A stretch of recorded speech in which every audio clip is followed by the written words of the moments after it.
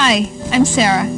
I grew up in South India in a traditional conservative home where, like most Indians, we did not discuss topics like sexually transmitted diseases. 10 years after I was born, India's first case of HIV/AIDS was discovered in my hometown of Chennai. India's socio-economic status, traditional social structure, views on sex and sexuality, and a huge population of marginalized people make it extremely vulnerable to the HIV/AIDS epidemic. In fact, the epidemic has become one of the most serious challenges faced by the country since independence. India has an estimated 5.1 million people living with HIV/AIDS, the second highest number of people living with HIV/AIDS in the world.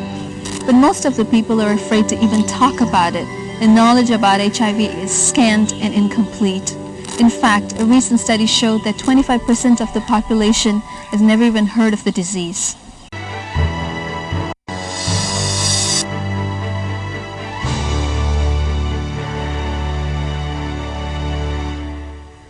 OM India has begun its work among AIDS victims in Dharmapuri district in the state of Tamil Nadu. The incidence of AIDS here is very high and the response is far from adequate. There is a higher incidence of HIV cases here because Dharmapuri is on the national highway. There are lots of truckers here as most of the transportation is via trucks that move freight from Dharmapuri all the way to Bombay.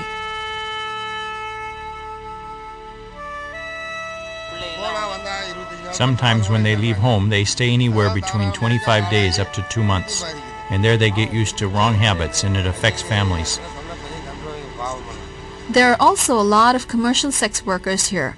These workers have a high incidence of HIV which continues the spread of the disease.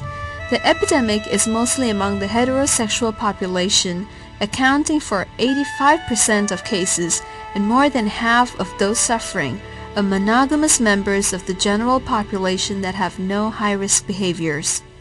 We should not have sex with anyone else except with the spouse. I'm not saying one should not have sex at all.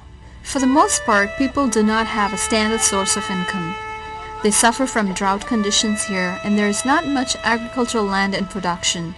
Frequently, the husbands will go in search of work and be gone for long periods of time. While away from home, they find new ways to satisfy their desires. The men bring HIV back from the cities and then give it to their wives, and it goes on and on and on. The sexual promiscuity among both the youth and even the married population is a major cause for the spread of the disease. It has moved from the high-risk population into the general population. So a lot of the general population, public, people, innocent women are infected with the disease. But children born in the last 10 years are infected and many have already died. If we consider the women who come to the main hospital in Dharmapuri district, the incidence is 2 to 3% or 5 times the national average. Meenakshi is a very interesting patient. She is only 24 years old, but her husband died of HIV 6 months ago. She herself has HIV, but her daughter is negative, so she has something to live for. She's still in the early stages, so if she maintains her health and stays on medication, she can live a long, productive life. She comes from a good family, but her parents are elderly, so she will need to work hard to bring up her child, but she can give her a future. Meenakshi is always sad. She has not been able to overcome her grief. So we must treat not only the physical ailments of the disease, but we must also constantly treat the psychological and spiritual aspects as well. Ashok has never been married and he lives with his mother. He was a truck driver and used to have premarital sex, but he says he has given up all those habits. Lakshmi is a commercial sex worker but has given up her high-risk activities. She was married to a policeman a few years back. He died from HIV/AIDS. She has HIV but has been able to manage her family by operating a fruit shop at the bus stand. My son found out and he said go buy some poison. We both will eat and die. And now he doesn't want to go to school anymore. These are just a couple stories of the many people that OM is walking with in their struggle with HIV/AIDS.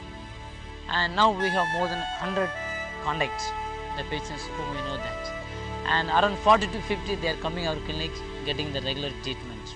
OM's clinic is staffed by Christian doctors who provide medical needs required by the many patients. Medication is provided to those who would otherwise be without hope.